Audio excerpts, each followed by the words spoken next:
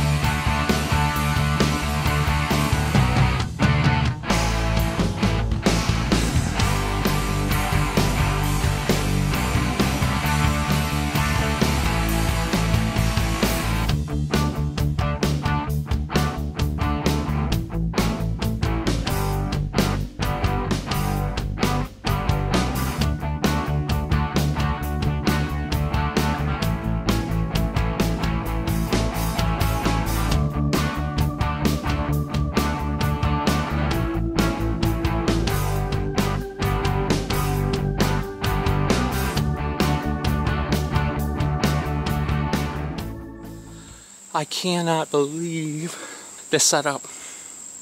It's the best I've ever seen. It has humongous hog runs on the top side, the bottom side. It's a mile away from anywhere. I'm the only one who can get back in here, except for if somebody wanted to come in by boat. Oh my Lord. Oh. I feel like a giant's coming in on me right now because I've just found the ultimate spot. I'm so pumped. I could kill a dozen different big bucks here. Dozen. On any given day during the rut. I got my tree picked out. In this particular case, it worked out perfect because there's only really one to choose from. It is the easiest looking spot I've trimmed out all year. It's absolutely perfect straight tree. It's pretty open in this timber. I think if anything, it's going to be one of my easier tree stand setups thus far.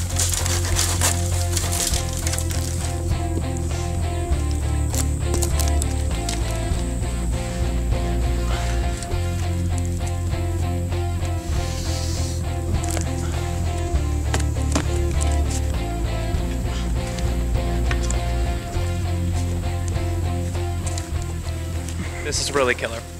Compared to my last sets, this one's a cinch. It's all pretty much open timber. I just got to trim a few branches here and there to create some lanes, and I'll be done. Should only take me about no more than 2 hours.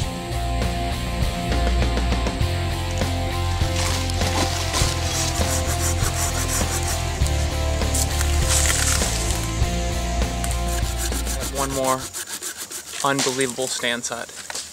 It is a rut-filled anticipation of wonderment and dreams. It's unbelievable. Alright, I'm out in a new area, and this is a spot that I've walked through many times in the past. Just for one reason or another, I always wanted to hunt other areas because there's bigger sections of timber. And I came in here a couple different times during shed season. I made up my mind that I gotta give it a chance. It's one of these stupid spots. I don't think it's ever been bow hunted. And it's just basically a long draw that connects 2 sections of timber. There's a standing bean field around it. And it's just, right now, I I want to hunt it just for no other reason than I think during the rut I could catch a big one coming through here. Not too bad of a tree to set up in. I'm used to some really crappy ones. You literally could not plant a tree tighter than this. It is kind of a neat setup, actually. This is from my seated view what I see. Kyle's gonna have to be way up here on the opposite side, but we got a crotch to climb up in here. It's an oddball one, but I'll tell you what, I could kill a freaking giant buck out of this spot.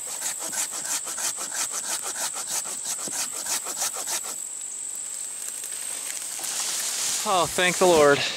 I'm done. I don't even know what stand I'm on, but it's 4:30 on a Saturday, and I'm sick and tired of hanging tree stands. I think I'm on day 8 or 9. But I got another killer set. I can shoot freaking awesomeness everywhere. After 10 days of hard work, it would have been pretty easy to quit with having so many other stand setups already done.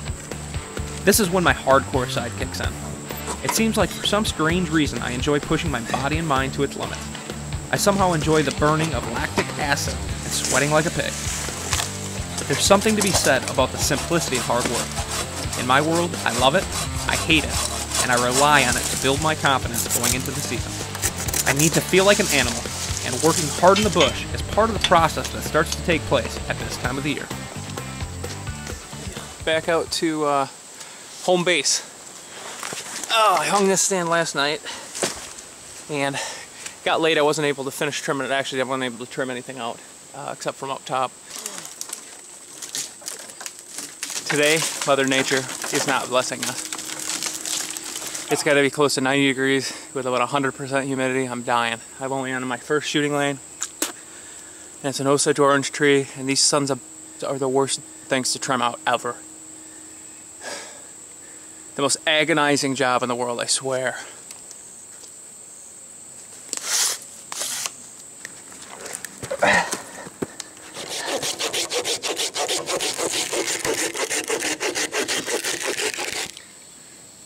All through here, it's all shooting.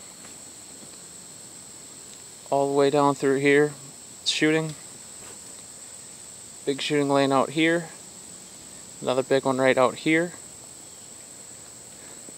One off my back right here, and a final one right through here. I am finally done. These pruning tree stands, man, if there's the worst thing on earth, I'd like to know what it is. I am absolutely soaking to the bones, soaking wet. Oh.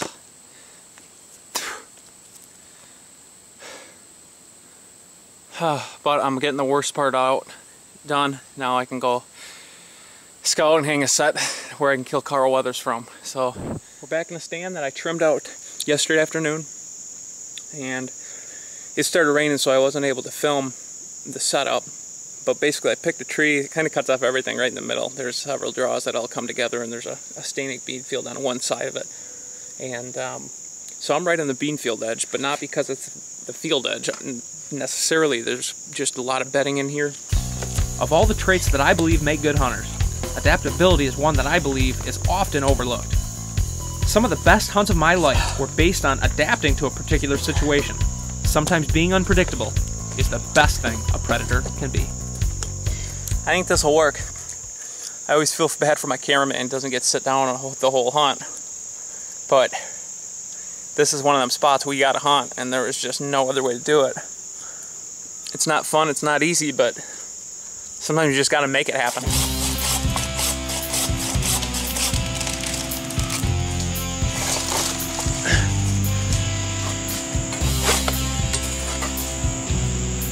I am about 2/3 of the way through the trim job. It's looking sweet. It's going a lot worse than I thought. A lot of work. Just, it's so thick in here. But I'm getting out here and I'm getting motivated and seeing what kind of sign and all these different field edges all come together within this 50-yard radius. So I ain't gonna lie, I'm not enjoying this very much more anymore. I'm finally done trimming out. I don't even know what number. I think 9 or 10 maybe for the year. Taking me, it's 6:15 right now, and I was out here at 1 o'clock working. So another 5-hour setup. But holy smolies. Dude, I got unbelievable shooting in here. I've got, I don't even know how many shooting lanes. 1, 2, 3, 4, 5, 6, 7, 8. I really opened it up pretty good because it's so thick underneath me. I think I picked my tree in this bottom.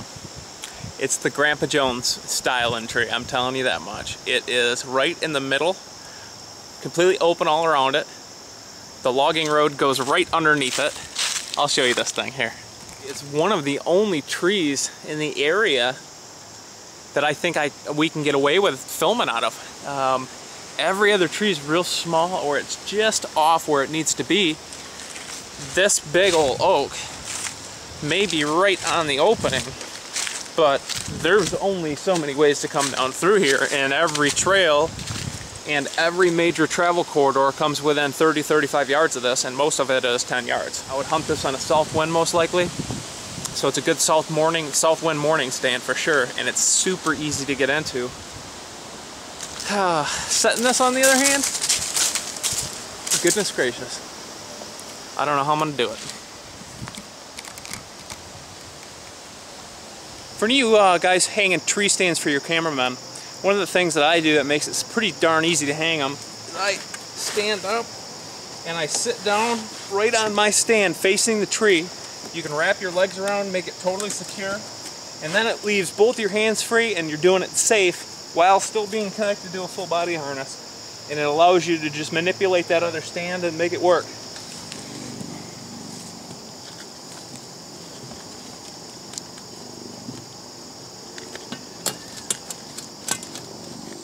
Well, it's day 15, and I'm happy to be closing out my 15 days of hell here in southeast Iowa.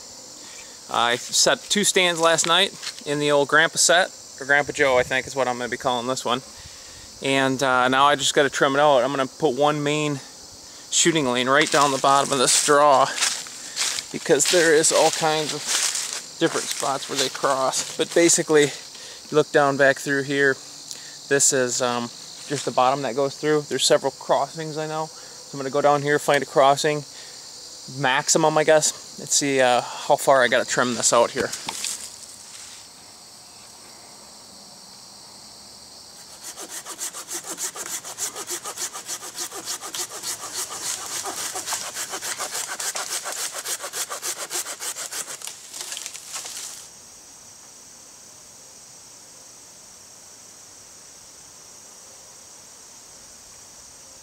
I've just about finished this last set that I'm planning on doing here before the season. I still got a couple up in the air yet, but this is pretty much it. And man, what a cool spot this turned out to be. I've got some unbelievable shooting.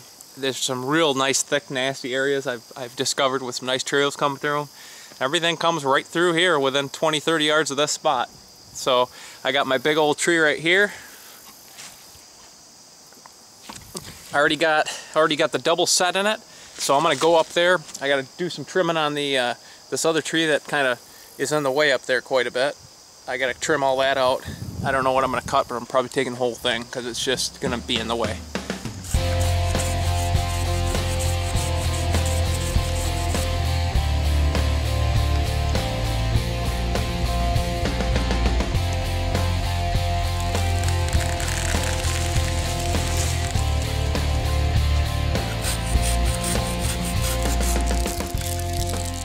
If you're sick of watching the same old, check out a White Knuckle DVD. Not just different, better. To check out our full line of White Knuckle Productions DVDs, gear, and additional video clips, either click on the link from whitetailsinc.com or visit us at whiteknuckleproductions.com.